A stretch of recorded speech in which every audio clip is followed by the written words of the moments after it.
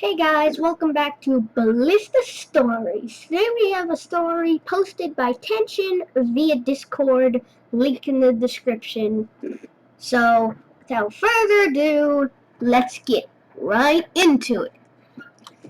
It was a sunny day in the summer of 1987. I was just 8 years old. My uncle asked me if I wanted to go to a place called Andy's Land, where local people would ride their dirt bikes and ATVs. My uncle always had the coolest dirt bikes, and I was so excited to go. I ran inside to ask my mother, and thankfully, she said yes. So I suited up, tiny boots, jeans, and my favorite hat. I hopped in my uncle's car, and off we went to Andy's Land. I'd never been asked to go before, so this was truly exciting. When we arrived, we met up with some of his friends, and the fun began. Andy's Land was an old sand quarry. There were dunes as far as the eye could see.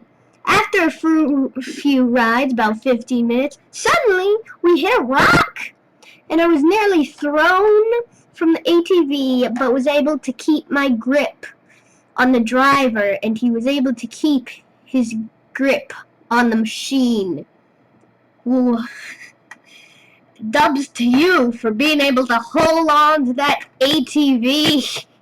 And I mean, it takes some strength to stay on that machine when you just hit a rock. So, moving on. I think it freaked him out that he had almost crashed with me on the back seat and asked me to get off.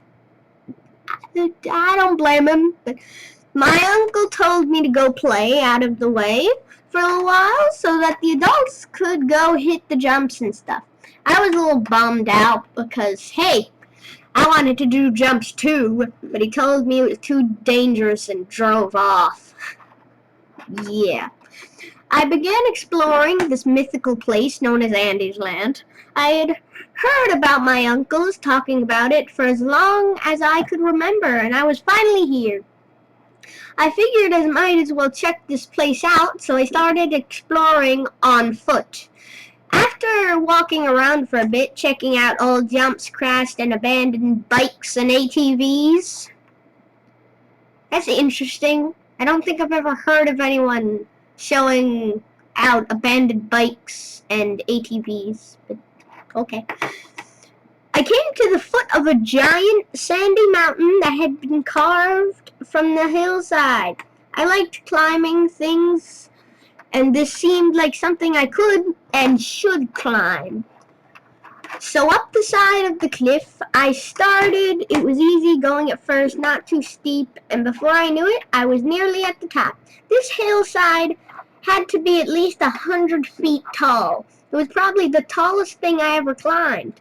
Near the top, it started to get steeper, and despite struggling a bit, I was only a few steps from the top. That was as far as I would get. Oh no, that doesn't seem like a very. That was as far as I would get. I know you're at the top of the mountain, but I remember hearing a crunch sound and then a buzzing sound. Within moments, I was surrounded by a swarm of angry hornets. Apparently, these hornets had built their nest in the ground of the hillside, and I had just accidentally crushed their home.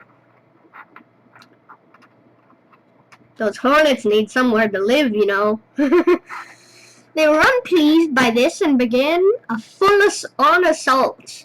The first sting surprised me. The second sting was when I started to worry because it was immediately followed by third, then fourth, then fifth sting. They kept stinging. The hillside was too steep to run down. I was frozen in place, screaming for help as the hornets continued to swarm, stinging me over and over. My uncle must have heard my screams, and the next thing I knew, he was ripping straight up the hillside on his dirt bike once he reached me. He threw me on the back and shot straight down at unbelievable speed. Wow. Never thought you would have to save your kid from a hornet swarm. At the bottom of a hill, there was a builder, but we were going too fast to swerve out of the way, so my uncle pulled back on the bars just as we hit it, and we jumped through the air. I don't know how high we went, but it felt like we were flying through the air forever. Well, that's usually an awesome feeling, but not when you have a lot of hornet stings in you.